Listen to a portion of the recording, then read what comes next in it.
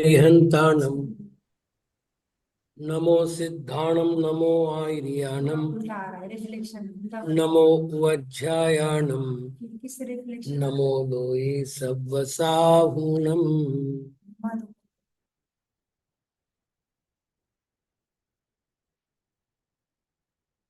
आज से हम एक नया प्रकरण प्रारंभ कर रहे हैं, रुदंत प्रकरण। जैसा मैंने पहले कहा था कि प्रत्ययों के प्रकरण में कुछ विशेष प्रत्यय होते हैं। एक होता है सुबंत, एक होता है तिगंत, एक होता है कृदंत, एक होते हैं तद्धित और कुछ होते हैं स्त्री।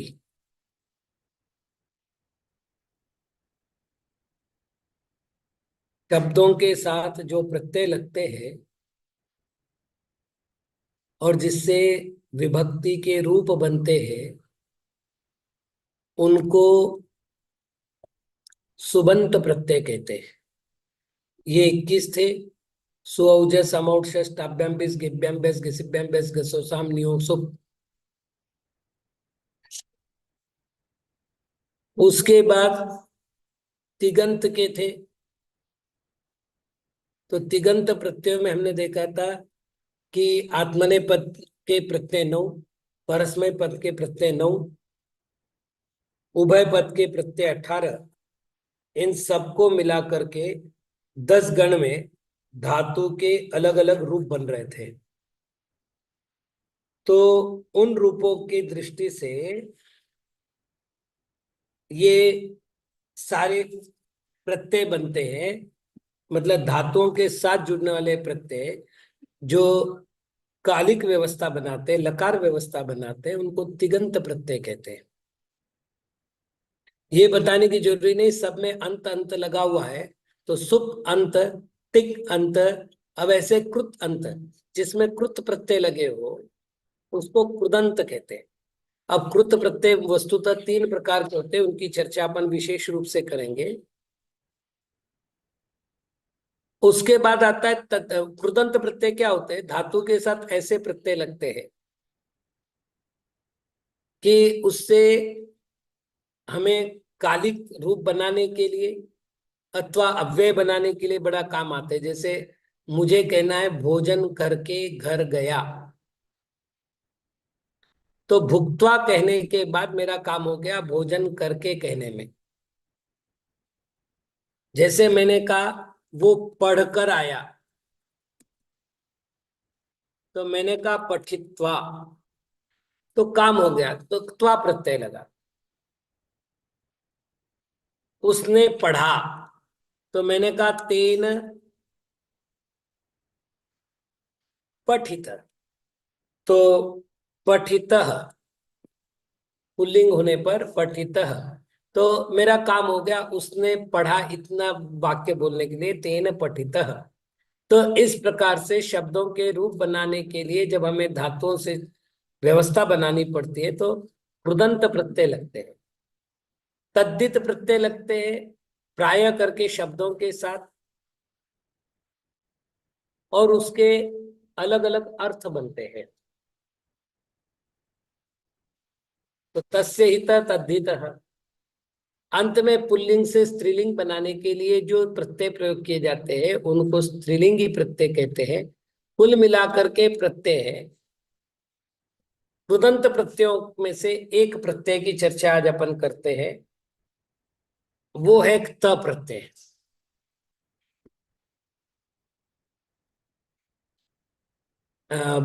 बहुत ज्यादा काम आता है और बहुत सरल है, इसके अतिरिक्त बेसिक है। आगे जब अपन 3 प्रत्यय लगाएंगे तो अपन यदि नियम याद नहीं करते और केवल इतना कहते हैं कि त प्रत्यय के सारे नियम 3 प्रत्यय में लगते हैं, तो आपको अतिरिक्त कुछ भी याद करने की आवश्यकता नहीं पड़ेगी, अर्थात बेसिक प्रत्यय है ये। तो त प्रत्यय जो है ये हमेशा भूतकाल अर्थ में प्रयोग में आते हैं और इसमें केवल त शेष रहता है।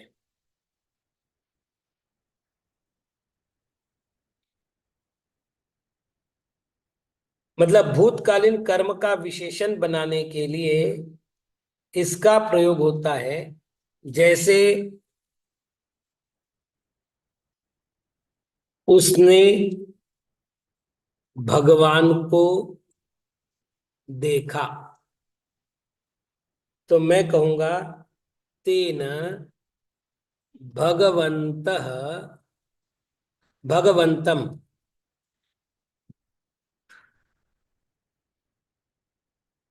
दृष्टः।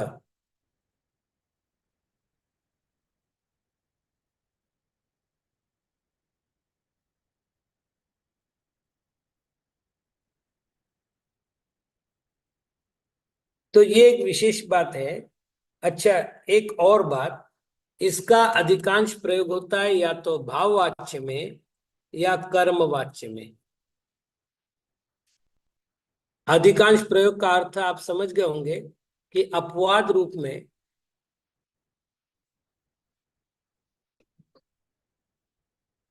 ये कर्तृवाच्य में भी प्रयोग होता है, लेकिन उसका अपना एक नियम है। अब एक बात और है, यदि भाववाच्य बना रहे हैं तो ये बताने की जरूरी नहीं कि धातु को अकर्मक होने पर जब भाववाच्य होता है तो कर्ता में तृतीया, कर्म में प्रथमा, एक कर्म तो होता ही नहीं, तो कर्ता में तृतीया और क्रिया को नपुंसक लिंगी रखना चाहिए। और यदि धातु का हम कर्मवाच्य बना रहे तो कर्मवाच्य के सारे नियम लगेंगे। अब यहाँ पर प्रश्न है कि हम इस धातु का अर्थ कैसे करें। तो एक अपवाद नियम पहले अपन लिख लेते हैं।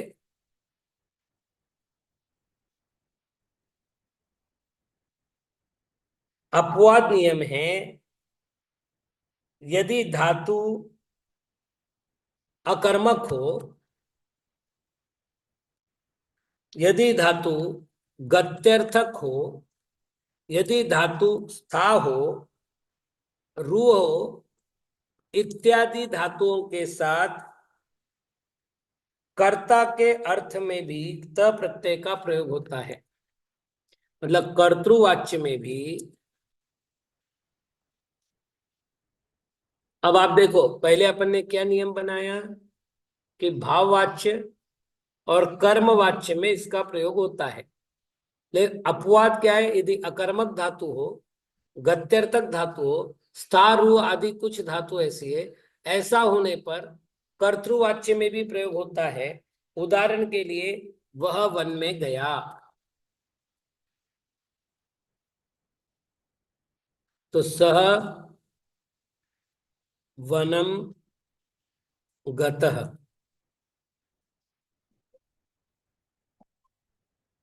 एक छोटा सा प्रश्न पूछूं, यहां लिखा है वन में गया, तो वन में तो सप्तमी है, और यहाँ वनम गत लिखा, ये तो द्वितीय है। तो यहाँ द्वितीय चाहिए कि सप्तमी चाहिए?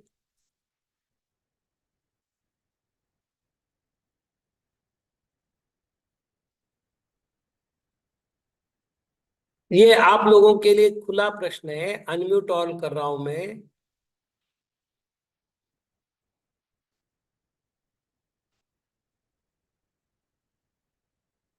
All unmute.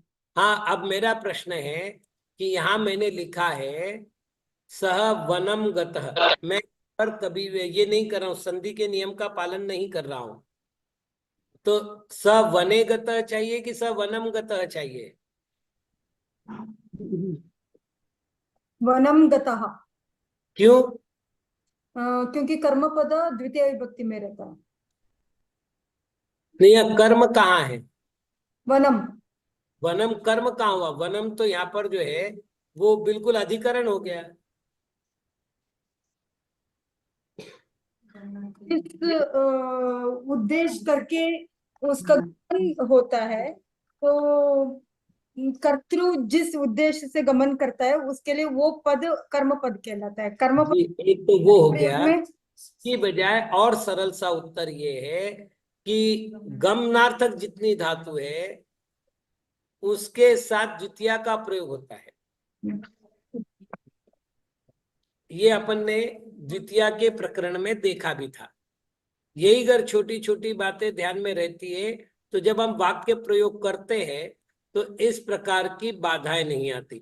चलिए अपन आगे बढ़ते हैं। सरल बात है, मैं वापिस कह रहा हूं, मैं आज संधि का कोई भी नियम पालन नहीं कर रहा हूं। संधि के नियम आप बना लीजिए, क्योंकि सह नहीं आता, क्योंकि आगे व्यंजन है तो स हो जाएगा, और म हलंत नहीं आता, अनुस्वार हो जाएगा। तो ये सारी बातें वो आप उधर देख लीजिएगा। आगे, यदि धातु के आदि में संयोग हो,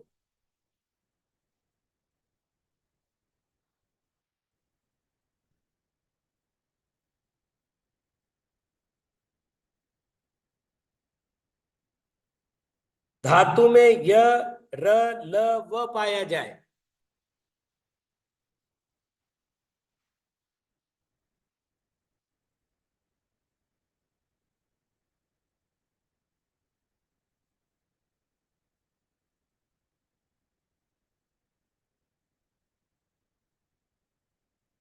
और धातु अकारांत हो,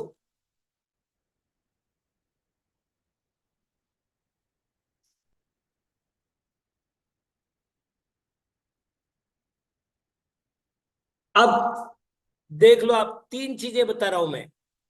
एक, धातु के आदि में संयोग हो, और उस संयोग में य र ल व पाया जाए, और वो धातु स्वयं आकारांत हो, तो तीन नियम हो गए। तो त का न हो जाता है।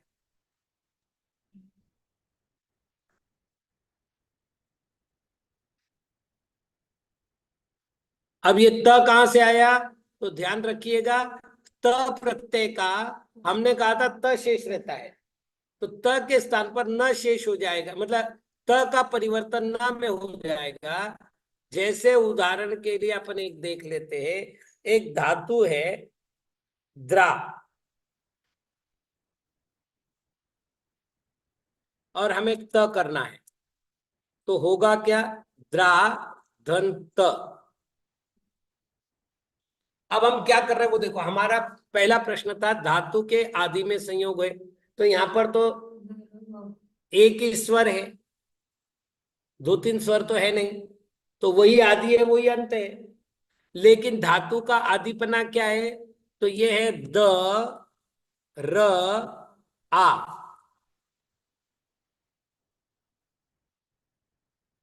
तो दूसरा नियम क्या था हमारा, वो जो संयोग है उसमें य र ल अथवा व हो, यहां पर र है। तीसरा, धातु अकारांत हो, तो यहां पर आ है। तो तीनों नियम हो गए। तो इन्होंने कहा द के स्थान पर, त के स्थान पर न करो, तो ये बनेगा द्रा धन न। अब चूंकि रकार के बाद न आ रहा है, इसलिए इस न का आपको न करना पड़ेगा, ये तो अपन संधि के प्रकरण में देख चुके। तो ये हो जाएगा द्राण।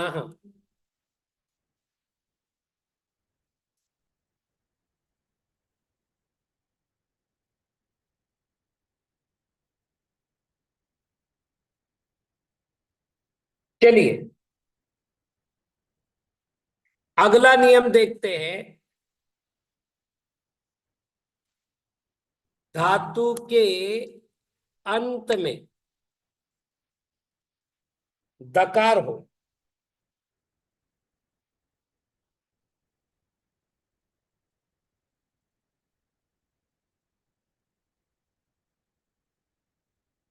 तो भी त बराबर न। जैसे धातु है छिद,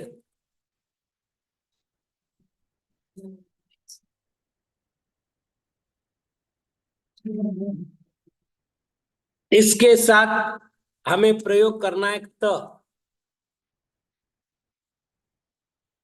ठीक, अब बचेगा छिद दंत। अब संधि के कुछ नियम लगा लो। संधि का नियम है, देखो अपने को पुराने प्रकरण कितने काम आएंगे। संधि का नियम क्या था हमारा, कि यदि तृतीय वर्ण के आगे प्रथम वर्ण आवे तो प्रथम वर्ण भी तृतीय वर्ण भी प्रथम वर्ण हो जाएगा। तो यहां हो जाएगा चित धन। अब नियम लगाओ, प्रथम वर्ण के आगे पांचवा वर्ण आता है तो प्रथम वर्ण तृतीय पंचम हो जाता है। तो प्राय करके यहाँ पंचम वर्ण होता है, तो ये बन जाएगा छिन्न।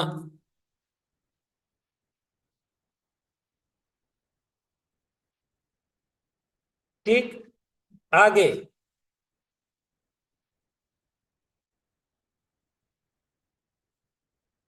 रेफ के उपरांत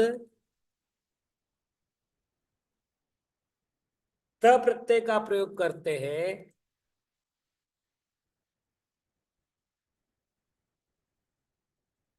नकार हो जाएगा। वास्तविक न नहीं होगा, न होगा, क्योंकि र है ना। वो भी करके देख लेते। तो श्री धातु है,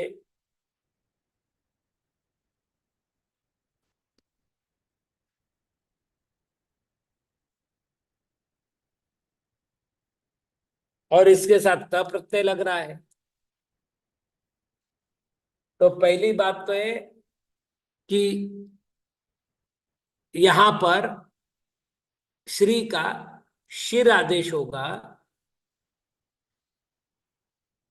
और आगे त प्रत्यय लगेगा, त का त बचा। अब ये बताने की आवश्यकता नहीं कि ये जो र है, अपन यदि अपने हिसाब से लिखे तो ये लिखेंगे। अरे भाई लिखेंगे क्या? अब ये जो त है, ये रफार सहित हो गया ना, मतलब धातु का अंतिम अक्षर त रफार हो गया। इसलिए रफार के आगे त के आने पर त का न हो जाएगा। तो शिर न, न का न हो जाएगा, ये बताने की कोई आवश्यकता नहीं। तो ये हो जाएगा शीर्ण।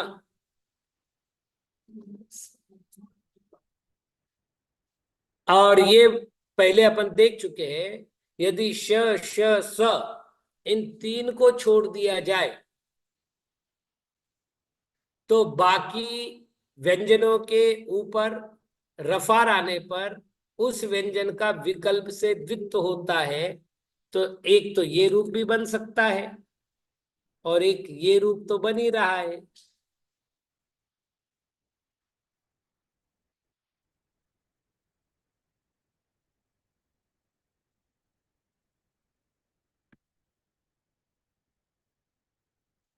आदि में संयोग का अर्थ होता है दीदी, जैसे आप इसी को देखो ना, आप मान लेते एक प्रत्यय में बता रहा हूं तवतु, तो इसमें पहला शब्द क्या है?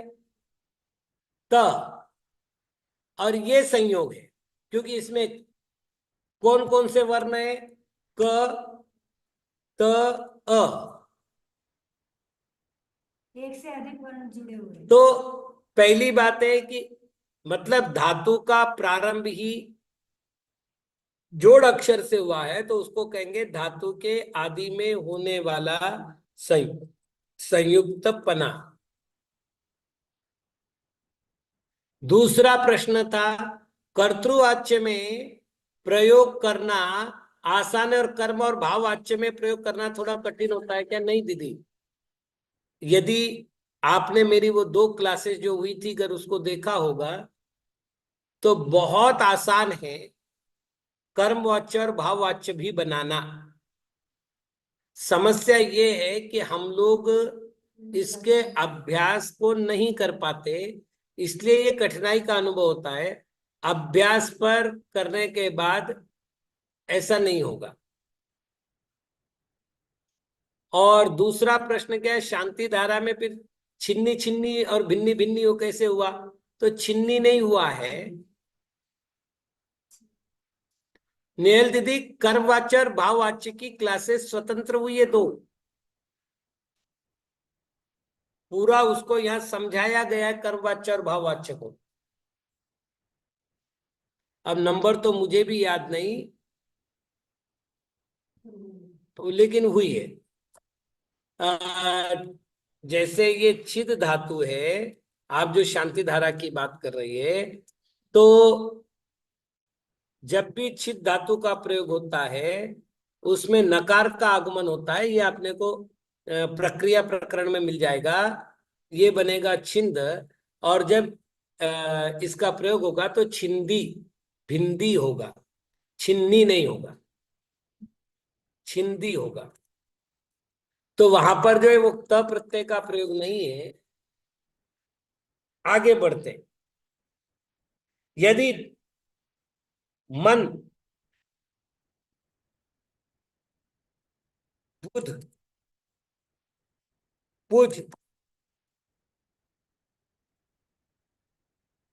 मन धातु का अर्थ होता है जानना, बुध धातु का अर्थ होता है जानना, पुज धातु का अर्थ होता है पूजा करना। इसी अर्थ वाली धातुएं,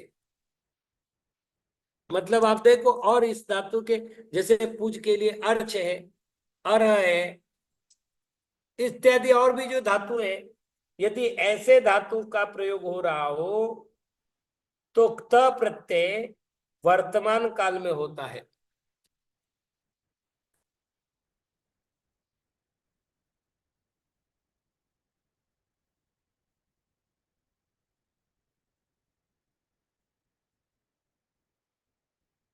आपको बताऊं,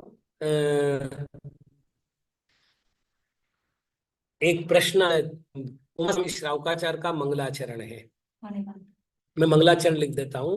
अनेकांतमयम यस्य मतम मति मताम मतम, नहीं ये उससे संबंध नहीं रखता। चलिए, एक सरल सी बात बताऊं। यदि आपको, जैसे मैंने कहा कि मन धातु हो, पुष धातु हो, बुध धातु हो और इनके अर्थ में अन्य धातु हो, तो त प्रत्यय का प्रयोग वर्तमान काल में लगता है। एक बात हो गई। और साथ में षष्ठी का प्रयोग होता है। जैसे यह राजा का मत है।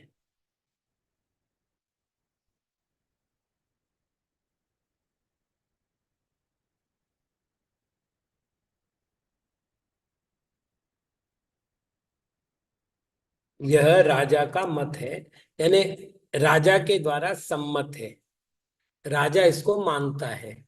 तो मैं कहूंगा राज्ञाम मतम, मतः, राज्ञाम मतः। मन धातु से त प्रत्यय का प्रयोग हुआ और राज्ञाम मतः शब्द का प्रयोग बना।